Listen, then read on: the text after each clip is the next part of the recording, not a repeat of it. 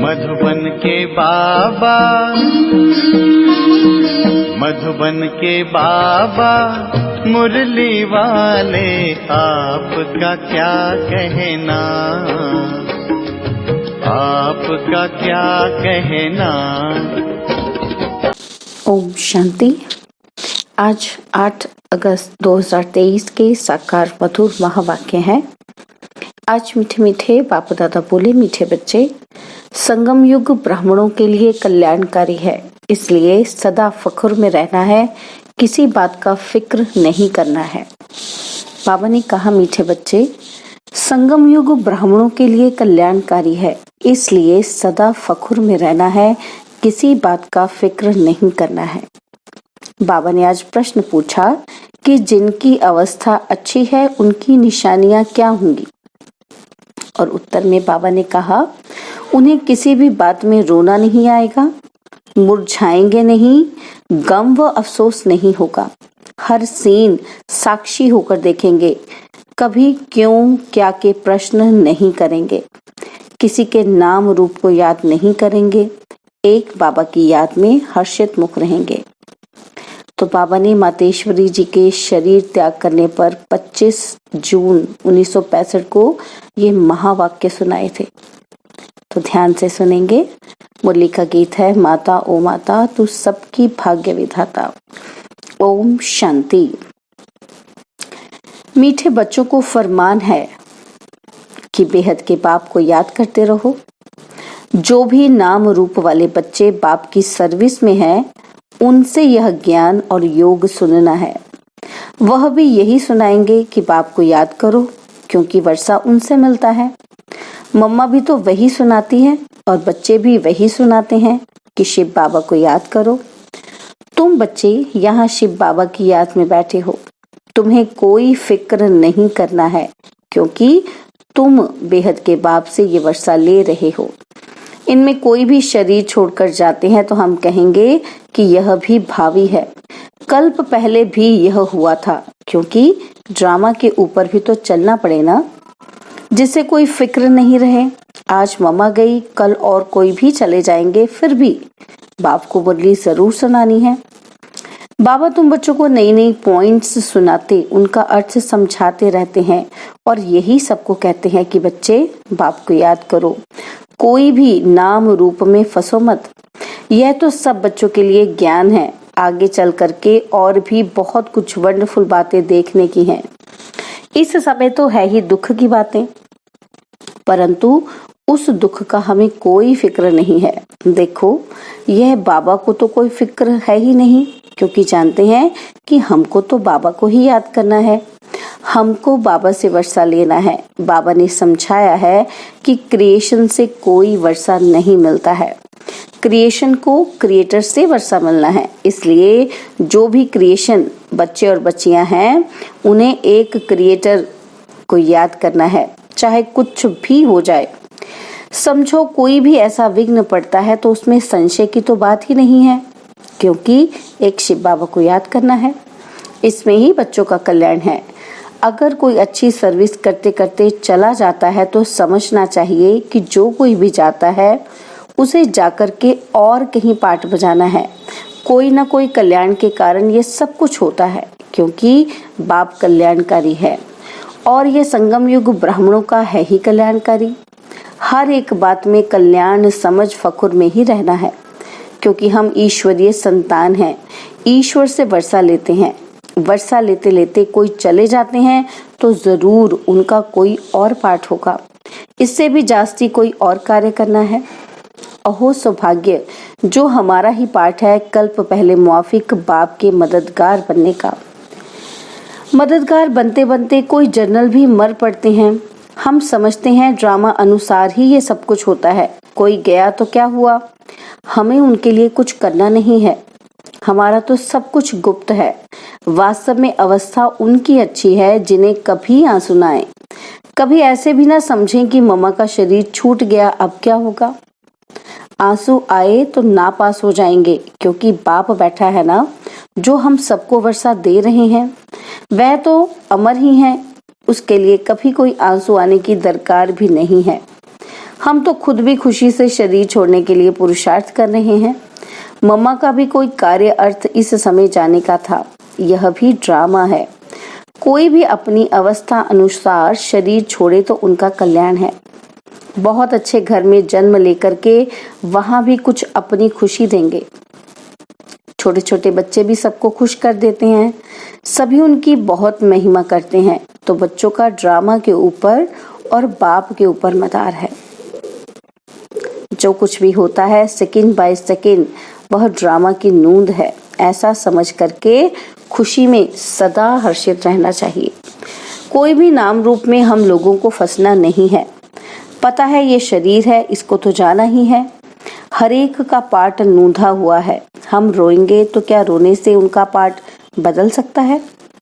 इसलिए बच्चों को बिल्कुल अशरीरी, शांत और फिर हर्षित मुख रहना है। अटल अखंड राज्य लेना है तो ऐसा बनना भी है। कोई भी इत्तेफाक हो जावे तो कहेंगे भावी है ड्रामा की। अफसोस की तो कोई बात ही नहीं। कल्प पहले भी ऐसे ही हुआ था। इत्तेफाक तो होने ही है। चलते चलते अर्थक्वेक्स हो जाते हैं। ऐसे नहीं है कि तुम्हारे में से कोई नहीं मरने हैं। नहीं, कोई भी मर सकते हैं, कोई भी इत्तेफाक हो सकता है। इसलिए बाबा समझाते हैं कि बच्चे हमेशा बाप की याद में फख्र में रहो। इसमें जो पार्ट जिसको मिला हुआ है वह बजाता है। उसमें हमको क्या करना है? हमारा ज्ञान ही ऐसा है कि अम्मा मरे तब भी हलवा खाना, यानी ज्ञान रत्न देना। समझो बाबा कहता है ये बाबा भी चला जाए तो तुम बच्चों को फिर भी नॉलेज तो मिली हुई है ना कि हमको शिव बाबा से वर्षा लेना है, इनसे तो नहीं लेने का है। बाप कहते हैं ये सब बच्चे जो हैं मेरे से वर्षा लेकर के दूसरों को रास्ता बताते हैं। तुम बच्चों को अंधों की लाठी बनना है, बाप का परिचय देना है, हर एक के ऊपर मेहर करना है। तुम्हारा यही पुरुषार्थ है कि ये बेचारे दुखी हैं, इनको सुख का रास्ता बताएं। इस दुनिया में सिवाय एक बाप के और कोई भी सुख का रास्ता बताने वाला है ही नहीं। लिबरेटर, दुख हरता, सुख करता एक ही है, उनको ही याद करना है। यहाँ दुख की कोई भी बात नहीं होनी चाहिए। कुछ भी हो जाए, भले हम जानते हैं कि तुम्हारी मम्मा सर्विसेबल सबसे नंबर 1 गाई जाती है। उनके हाथ में सितार दिखाते हैं। बरोबर जगदम्बा यानी मातेश्वरी वह बहुत अच्छा समझाती थी। वह भी कहती थी कि शिव बाबा को याद करो, मुझे नहीं याद करना। मन मना भव, मध्याजी भव, यह 2 अक्षर मशहूर हैं, बाकी तो डिटेल है। तो कोई भी हालत में कोई भी संशय किसको पड़े कि ये क्या हुआ, ऐसा क्यों हुआ, तो इससे अपना ही नुकसान कर देंगे। तुम बच्चों को कोई भी हालत में दुख की महसूसता नहीं आनी चाहिए। भले बीमारी हो, कुछ भी हो, ये तो कर्म भोग हैं। बाबा से पूछते हैं कि बाबा ये क्या है? बाबा कहेंगे ये तुम्हारा कर्म भोग है। अगर कोई बात ड्रामा में पहले से बताने की नहीं है तो मैं कैसे बताऊं? यह बाबा भी साक्षी होकर के देखते हैं। ब्रह्मा बाबा की बात करें ना कि वो भी साक्षी होकर देखते हैं, शिव बाबा भी साक्षी होकर देखते हैं।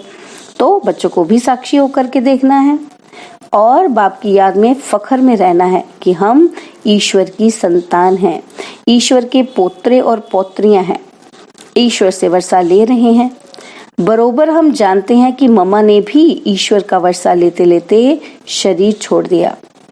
हम हर एक को तो बस बाप और वर्षे को याद करना है। सारा मदार पुरुषार्थ पर है।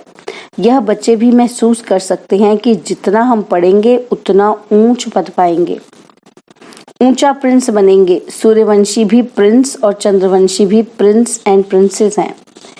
तो बच्चों को पढ़ाई पढ़ना ही है, कुछ भी हो जाए पढ़ना जरूर है। ऐसे थोड़ी है कि कोई का माँ बाप मरता है तो बच्चा पढ़ाई छोड़ देगा, नहीं। तो तुमको भी पढ़ाई रोज पढ़ना है। तुम्हें एक दिन भी पढ़ाई नहीं छोड़नी है। सर्विस भी हर हालत में जरूर करनी है। हर वक्त बुद्धि में वही एक बाबा याद रहे, वही तुम्हें पढ़ा रहे हैं और उनसे ही वर्षा लेना है। उसने ही हमारी बुद्धि का ताला खोला है।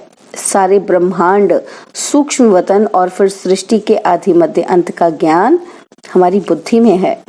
इसी ज्ञान से हम चक्रवर्ती बनते हैं। बस उसी नशे में मौज में रह सबको सुनाना भी ऐसे ही है, क्योंकि तुम बच्चे जो पक्के ब्राह्मण बने हो, तुम्हें कोई फिक्र ही नहीं है। इसमें कोई मुरझाने की, फिक्र करने की बात ही नहीं है। ऐसी अच्छी अवस्था चाहिए। तुम समझते हो कि अंत में विजय हमारी होनी ही है। ढेर के ढेर अपना वर्षा लेने के लिए आएंगे। कुछ भी हो, तुम्हारे सर्विस की वृद्धि होती ही रहेगी। सिर्फ तुम्हारी एक्टिविटी दैवी चाहिए। इसमें कोई भी आसुरी गुण नहीं चाहिए।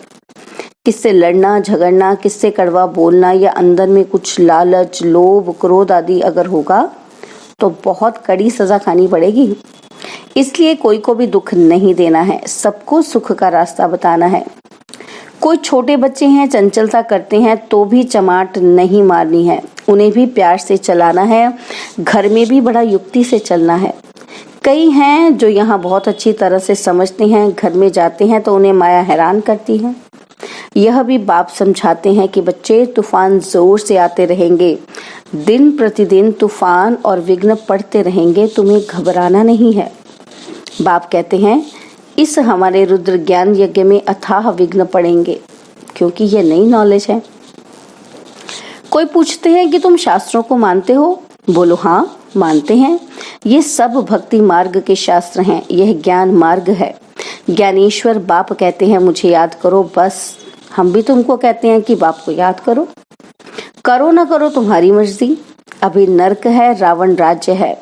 अब बाप और स्वर्ग को याद करो। तुम गंगा में स्नान तो जन्म जन्मांतर करते आए हो, फिर भी दुनिया पतित बनती आई है। अभी बाप कहते हैं बस मुझे याद करो। जो यहाँ के होंगे उनके संस्कार ही देखने में आएंगे, वह झट समझ जाएंगे। तुम अभी बेहद के बुद्धिवान हो। सयाने को बुद्धिवान कहा जाता है, तो तुम्हें उसी नशे में रहना है। बाकी गम की कोई बात नहीं है। यह हम जान गए हैं कि ड्रामा चल रहा है।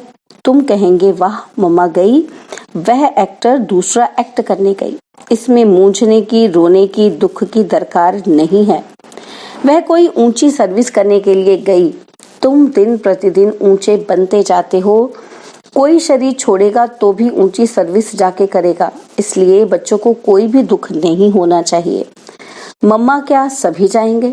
हमको भी बाबा के पास जाना है। हमारा काम है बाबा से, सबका काम है बाबा से। मम्मा का काम था बाबा से। अभी उनसे वह नॉलेज पा करके, सर्विस करके जाके दूसरी कोई और सर्विस के लिए दूसरा पाठ बजाने गई। हम साक्षी हो करके देखते हैं। ऐसे नहीं कि मम्मा चली गई, फलानी चली गई, यह चली गई। अरे आत्मा सर्विस के लिए गई। शरीर तो सब खाक में ही मिलने हैं। इसलिए कभी भी बच्चों को कोई प्रकार का फिक्र नहीं करना है। हाँ, ये सत्य है कि यह जो स्टूडेंट बाबा का था, ये बड़ा अच्छा था, अच्छा समझाता था। गाया जाता है कि अगर कोई भी प्रकार का संशय आया तो ये खत्म हुआ, पद से भ्रष्ट हो जाएगा। इसलिए बाबा बच्चों को समझाते रहते हैं, बच्चे कोई प्रकार का फिक्र नहीं करो। डायरेक्शंस जो मिलते हैं उन्हें अमल में लाते रहो। ऐसे मत समझो कि ये क्या हो गया। फिक्र उनको होगा जो बाप को और नॉलेज को भूलेगा। तुम बच्चे सभी मास्टर नॉलेजफुल हो। जिसका जो पाठ है उसमें हम कर ही क्या सकते हैं। अच्छा, रात्रि को तो सब याद में बैठे, अच्छी कमाई हो गई। बाबा यहाँ आकर के बच्चों को देखते हैं, खुश होते हैं कि ये बगीचा बन रहा है। अभी ब्राह्मण है, इसके पीछे देवी देवताओं का बगीचा बनना है। अभी यहाँ सब पुरुषार्थी हैं, कोशिश कर रहे हैं अच्छा फूल बनने की। कांटों को फूल बनाने का शो करेंगे। तुम्हें यहाँ स्थिरम होकर बैठना है। बाबा देखो कितना पक्का कराते हैं। बाबा का फरमान मिला हुआ है कि सिर्फ मुझे याद करो। कोई ने रोया तो बाबा कहेंगे जिन रोया तिन खोया। बाबा देख रहा है कोई मुरझाया हुआ फूल तो नहीं है। नहीं, सब महावीर हैं। ऐसे ऐसे विघ्न तो आने ही हैं। ड्रामा है, भावी है। अच्छा, मीठे मीठे सिकिलदे ज्ञान सितारों प्रति माता पिता बाप दादा का याद, प्यार और गुड मॉर्निंग। रूहानी बाप की रूहानी बच्चों को नमस्ते। हम रूहानी बच्चों की रूहानी बाप दादा जी को दिलवा जान सिकवा प्रेम से नमस्ते। ओम शांति। प्यारे बाबा, मीठे बाबा, मेरे बाबा, शुक्रिया बाबा, शुक्रिया बाबा, शुक्रिया बाबा। धारणा के लिए मुख्य सार है, पहला पॉइंट है अपनी दैवी एक्टिविटी बनानी है, कभी भी लड़ना झगड़ना नहीं है, कड़वा नहीं बोलना है, लोभ लालच नहीं रखना है, कोई को दुख नहीं देना है, सबको सुख का रास्ता बताना है। और सेकंड पॉइंट, कोई भी विघ्न में संशय नहीं उठाना है, ड्रामा की निश्चित भावी समझ फख्र में रहना है, फिक्र नहीं करना है। बाबा ने आज वरदान दिया, सच्ची दिल से बाप को राजी करने और सदा राजी रहने वाले राज युक्त भव। सच्ची दिल से बाप को राजी करने और सदा राजी रहने वाले राज युक्त भव। जो बच्चे सच्ची दिल से बाप को राजी करते हैं, बाप दादा उन्हें स्वयं के संस्कारों से, संगठन से सदा राजी अर्थात राज युक्त रहने का वरदान देते हैं। स्वयं के व एक दो के संस्कारों के राज को जानना, परिस्थितियों को जानना, यही राजयुक्त स्थिति है। सच्चे दिल से बाप को अपना पोता मेल देना व स्नेह की रूह रिहान करने से सदा समीपता का अनुभव होता है और पिछला खाता समाप्त हो जाता है। स्लोगन, सच्ची दिल से दाता विदाता वरदाता को राजी करने वाले ही रूहानी मौज में रहते हैं। सच्ची दिल से दाता विधाता वरदाता को राजी करने वाले ही रूहानी मौज में रहते हैं। ओम शांति। और अब यह एक बहुत अच्छी वीडियो भी जरूर देखें।